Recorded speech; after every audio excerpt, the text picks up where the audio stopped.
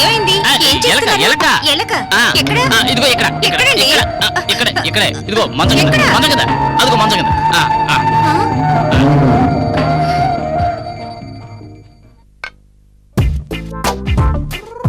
ఇక్కడ లేదే. ఇక్కడెక్కడ లేదండి.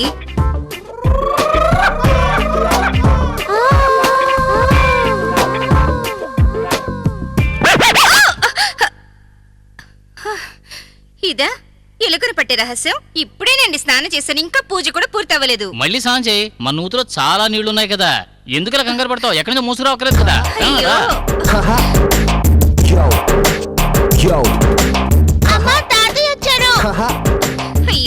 లేవండి, ఇబ్బంది పెట్టేస్తున్నావు. పాప పిలుస్తుంది కదా. రేపు చేసిన ఫీలింగ్ తెస్తుంది.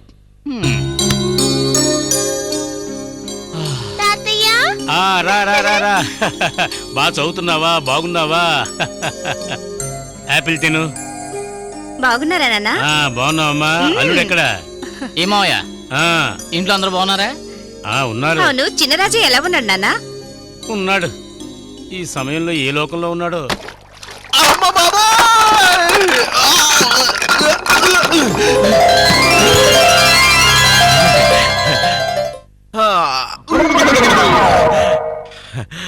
$16,000. 16,000 ఒకటోసారి, 16,000 రెండవసారి, 17,000. నాన్న, నాకు ఊరంతా అప్పులు, వడ్డీ కట్టలేక చస్తున్నాను. ఎవరికి తెలియకుండా పైకప్పు పగలగొట్టుకుని వచ్చానంటే నా కష్టం అర్థం చేసుకోండి. కూడా తెలుసుకోవయ్యా. 17,000 ఒకటోసారి. ఒక్క నిమిషం నాకు కావాలంటే మీకు కాలు పట్టుకుంటారు. ఈ ఒక్కసారి వదిలేయండి. అంత అర్జెంట్ గా డబ్బు తీసుకుని ఏం చేయాలనుకుంటున్నావా? ఇవాళ రాత్రి దుబాయ్ నుండి బంగారం వస్తుంది. అది ఎలాగైనా నేనే కొనాలి. 17,000 రెండవసారి. 17,500. ఇచ్చేయండి. వాడికి 2,000 ఇవ్వాలి. నెల నెల కరెక్ట్ గా డబ్బులు కట్టావయ్యా? ఈవేళతో దేవుడు దయవల్ల నా అప్పులన్నీ తీరితే దేవాలయం చెరువులో 3 మునుగులు వేస్తాను. ఆ తర్వాత కాశీకో రామేశ్వరానికి వెళ్ళి సన్యాసం పుచ్చుకుంటాను. రాజా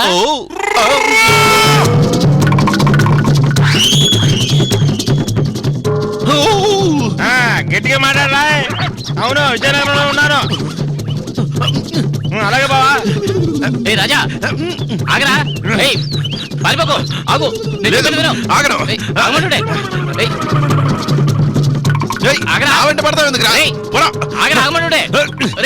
సరే నువ్వు పెట్టే. రే ఎవర్రా ఫోన్ లో? మన బావే చిన్నరాజు కాణిపాకంలో లేడంట, తిరుపతి వచ్చాడంట. అలాగైతే కొండపైన ఉండి ఉంటాడు. ఆడు కింద దిగిరని ఆడి సంగతి చూద్దాం. ఏంటి చూసుకునేది? 4 పీకి డబ్బులు వసూలు చేయాల్సింది పోయి ఊరికే మాట్లాడతారు. మాటలు తప్ప చేతలే ఉండవు. మరిది గారు, తిడితే అసలు పోతుంది, కొడితే వడ్డీ పోతుంది. డబ్బున్న వాడికి వడ్డీకి ఇచ్చావంటే ఐజీని కలిసి ఐపీ పెట్టేస్తాడు. పేదోడికి ఇచ్చావనుకో గుడ్లు తేలేస్తాడు. ఇలాంటి మిడిల్ క్లాస్ వాడికి ఇచ్చావంటేనే పరువుకు భయపడి వడ్డీ కట్టేస్తుంటాడు. ఫ్లాష్ బ్యాక్ వెళ్ళు, మన సీన్ ఏంటో కనపడద్ది.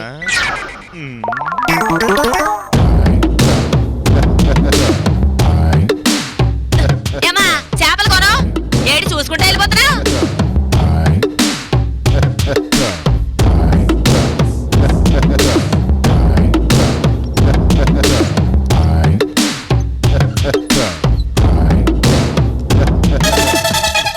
తలుచుకుంటేనే భయంకరంగా ఉంది.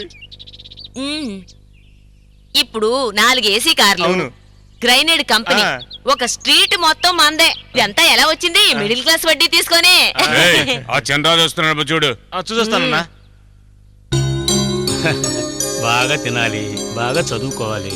ఎప్పుడొచ్చారు మావయ్య? ఎలా ఉన్నారు? రామ్మా, బాగున్నావా? ఇప్పుడు ఏం చదువుతున్నావు? కంప్యూటర్ క్లాస్ కు వెళ్ళొస్తున్నాను. ఆహా, తొందరగా ఒక 5 చేతిలో పెడదాం అనుకుంటున్నాను. ఆ బొజ్జ వినాయకుడు కరుణ కలగటం లేదు. చిన్నరాజా కూడా పెళ్లి చేసేస్తే వాడికి బాధ్యతలు తెలుస్తాయి.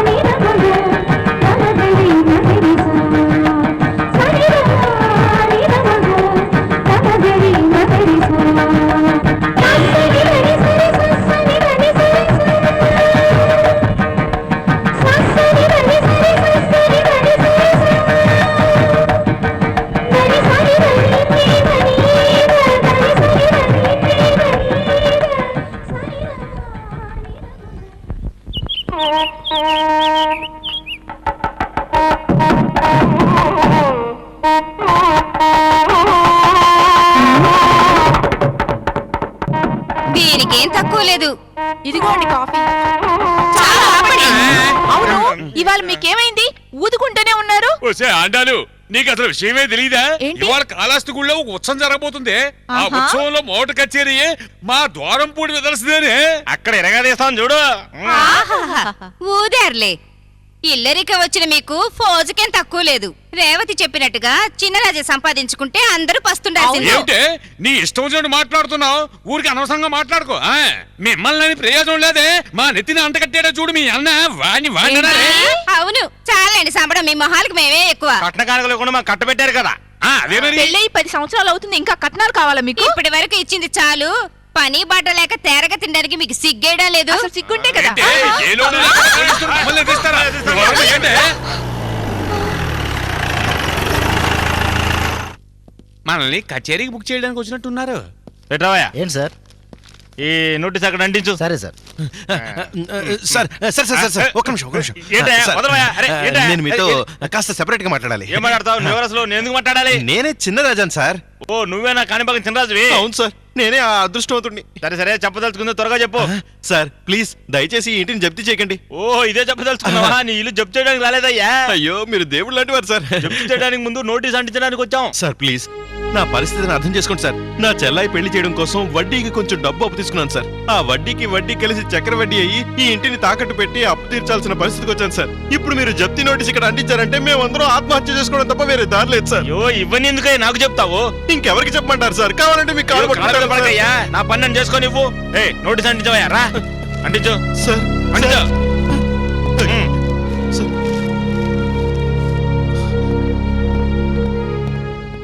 మా వాళ్ళకి ఏ ఇబ్బంది కలగకుండా ఇన్నాళ్ళు నేను చూసుకున్నాను. ఇప్పుడు ఈ ఇంటిని వేలం వేసే పరిస్థితి వచ్చిందిరా. మా కుటుంబం అంతా రోడ్డు మీద పడుతుందేమో అని భయంగా ఉందిరా. రాజా, నువ్వు అనుకున్నట్టు ఏమీ జరగదు. ఇన్ని రోజుల నుంచి నీతో ఉన్నానుగా నాకు ఆ విషయం తెలీదా? నువ్వు అనవసరంగా దిగులు పడకు. జప్తు చేయడం ఎలాగో తప్పదు, కానీ కొన్ని రోజులు పోస్ట్పోన్ చేయొచ్చు. ఎలారా?